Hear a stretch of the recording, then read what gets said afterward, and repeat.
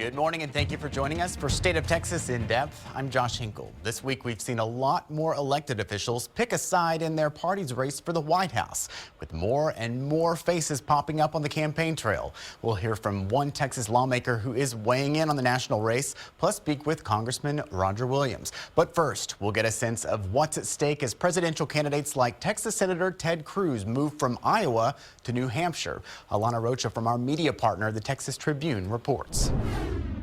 Snow covers much of Iowa now, but weather was not a factor as voters gathered at more than 1,000 precincts statewide to caucus for the Republican or Democratic presidential candidate of their choosing. In this special edition of Roundup, we focus on the first electoral contest of the 2016 presidential cycle. Ted Cruz had a lot to celebrate Monday with his win in Iowa's Republican caucuses, beating runner-up Donald Trump by more than 6,200 votes. The Texas senator thanked the thousands of locals across the Hawkeye State who volunteered for his campaign and the roughly 500 Texans who made the trip to help get out the vote. We will continue to campaign the same way, sitting down person to person, leader to leader, VFW Hall to Dunkin' Donuts, returning to the great state of New Hampshire. Cruz is not the only candidate looking ahead on the election calendar. Florida Senator Marco Rubio, who finished third here, announced his Texas leadership team this week ahead of the March 1st primary. A team which includes a number of current and former state representatives. Rubio actually beat Cruz here in Polk County by 500 votes. Home to Des Moines, it's the state's most populous county. Rubio spoke at least 2 Polk County sites, including this packed caucus in the town of Clive, where Lieutenant Governor Dan Patrick also spoke for Cruz. I believe with all my heart that if I am our nominee, I can unite this party, because if we are not united, we cannot win. And we must send someone out who can win this nomination and win in November. As you can see, turnout was impressive. The Des Moines Register called the 180,000 Republicans who showed up to caucus robust, record-setting, surprising. On the Democratic side, Hillary Clinton won by a razor-thin margin over Bernie Sanders. We'll be watching to see if New Hampshire follows suit and has a record turnout for its primary on Tuesday. I'm Alana Rocha for the latest 2016 campaign coverage. Visit us online at texastribune.org. Thanks, Alana. And as she just mentioned, some state leaders in Texas are backing Florida Senator Marco Rubio in the race. That includes Round Rock State Representative Larry Gonzalez, Rubio's Texas co-chair. He spoke with our Sally Hernandez soon after the Iowa caucus. It's a three-man race. There's no doubt about that. I think anybody who looks at it objectively understands this comes down to Cruz, Trump, and Rubio at this point. And I think the next couple of primaries are going to further solidify that. So I think that's the biggest takeaway.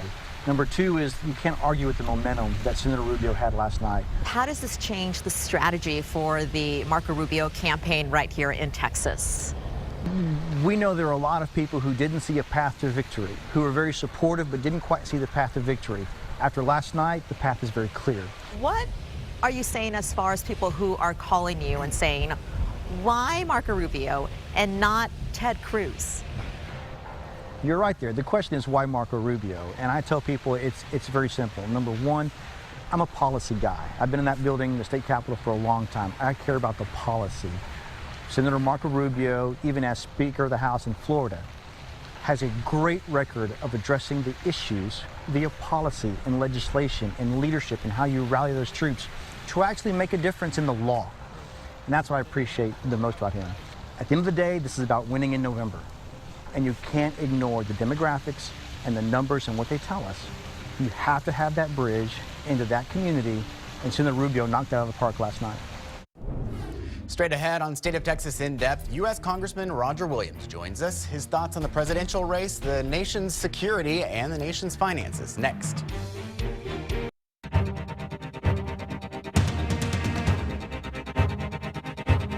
Welcome back to State of Texas in Depth. From his time as Texas Secretary of State to now the United States House of Representatives, Congressman Roger Williams has been involved in all aspects of state and local politics. Today he joins me in the studio. Thank you for being here. Good to be here. So I know that the presidential race is going on right now. Who are you supporting?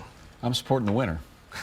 Let me tell you, I think that I say that somewhat facetiously, but I think that whoever comes out of this is going to be the right candidate. When you compare to what the Democrats have to offer, I think you look at those that are running on the Republican side. Any of them would be better than what we would have out of Hillary Clinton, I believe. But we have a deep bench. It also shows the Republicans have a deep bench and so forth. But look, we're going to know fairly soon. We got good candidates with Trump and Rubio and Cruz.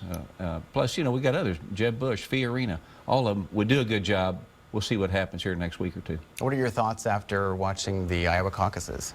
Well, I thought that it begins the process. You know, that's the thing about Iowa. It's a caucus, not an election. It's a little different format.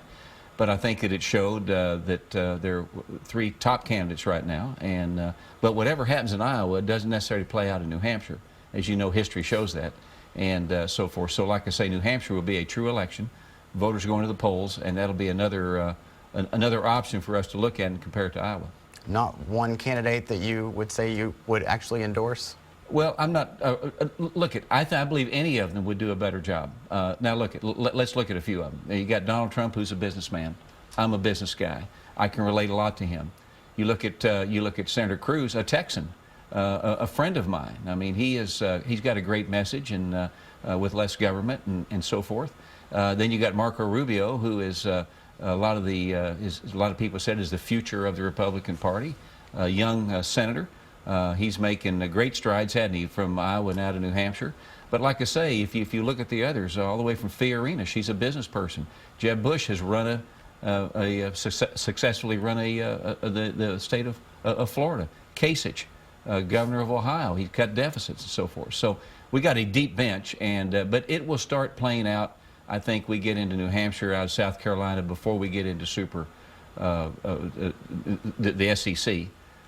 We'll see what we got, and then we'll know maybe March 1st who our nominee is going to be. You mentioned your business background. For those viewers that don't know really that background, kind of fill them in. Well, I'm a business guy. I'm one of the few people actually in Congress that still owns a business. I've been in business for 44 years, a family business. My father started in 1939. Now my daughters are third generation in the business. We own car dealerships, and we're ranchers. And I think that benefits me a lot because I know what's happening on Main Street.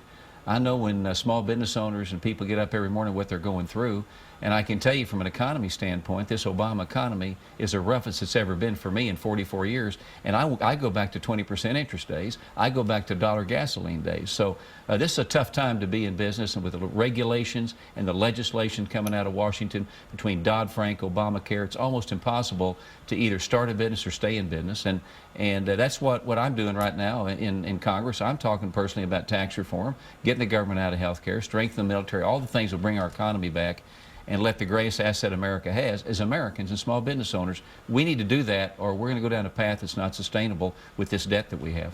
Yeah, with your financial role in Congress, and you just had a series of bills last summer that you introduced. Talk about what that package of legislation would do. Well, it's called Jumpstart America, and we talk about real tax reform. We talk about cash flowing America as opposed to deductions and so forth. Cash flow this country. If we're not going to do anything with a $19 trillion debt, we better create more cash flow. The cash flow is created by small business owners, moms and dads. So that's why we talk about cutting taxes. We talk about cutting payroll taxes. We talk about doing away with inheritance tax.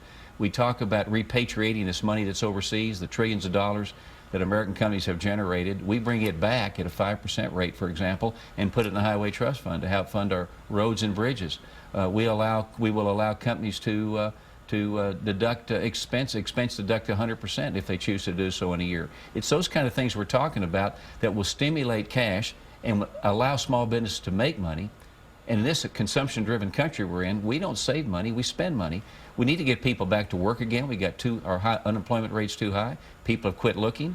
If we could get down to a 5% real unemployment rate and a 4% growth, America would be very, very strong and on the path to being the great America we know. Couple that with a strong military, then we've got America back where we want to be. Yeah, national security obviously has been a big topic in the debates and the campaigns that are playing out for the White House right now. How do you balance the expenses it costs to put national security at its utmost and with all of the financial stuff that you're talking about? Well, the things I'm talking about will create cash flow. We have a spending problem in the federal government, spending problem in Washington, D.C. We have asked our military to take more cuts than any other area across the board. And we've got to quit doing that. And like the military they do that. But consequently, we've gone from over a 1 million man army to a 400,000 man army. and it goes on and on and on, and we can't do that. So there's areas we can cut. There is a lot of waste, fraud, and abuse in America. Now, we talk about the Social Security and Medicare, and there's a lot of deficit driven there. But also there's other areas that we can cut. For example, we own 900,000 government buildings. Half of those are underutilized, and half are not even used in America. And we spend $1.8 billion a year cleaning vacant buildings. Well, we could sell those buildings to the private sector.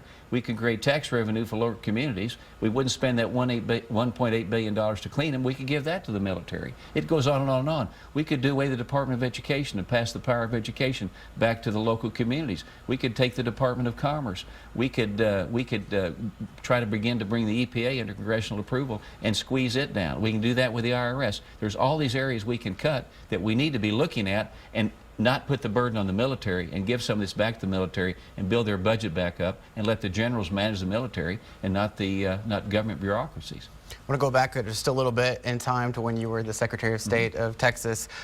You know, now that we want to try to get so many people engaged in the civic process, voters, how do you get them really activated in Texas right now? Well, we have to motivate our voters. There has to be a reason for them to vote, and we don't have enough people voting. I can tell you as Secretary of State, we didn't have enough people voting in Texas. In fact, Texas was one of the states that had the lowest participation rate than anybody, and nobody would believe that. Everybody believes Texans, we do everything just right. We need more people voting.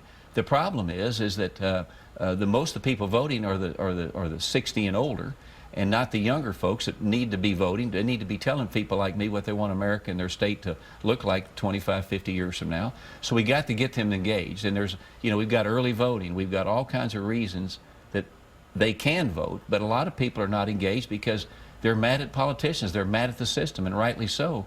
But you know, I tell people there's a lot of reasons you can vote. I mean, it's the future of our country is what people we send to office. So we've got to find ways to get people to vote. We need candidates that will stimulate the vote, excite people to do it. I hear young people say, well, my vote doesn't count. Well, their vote does count. We really go back all the way to 2000 and see how close the votes were in Florida for a presidential race. We have examples here in Texas where in some communities we have tie votes and we have to draw straws. We have to cast lots. Votes do count. I have people say, well, my elected official doesn't know me. Well, go meet your elected official. Go to campaign headquarters. Go to debates. Learn what the issues are. Ask questions and so forth. Get engaged. But voting is one of the most precious rights we have in America. We need to take advantage of it, and it's got to start with people like me motivating people to get out and vote and respond to them. Go to the voters, ask them what they think, get them engaged.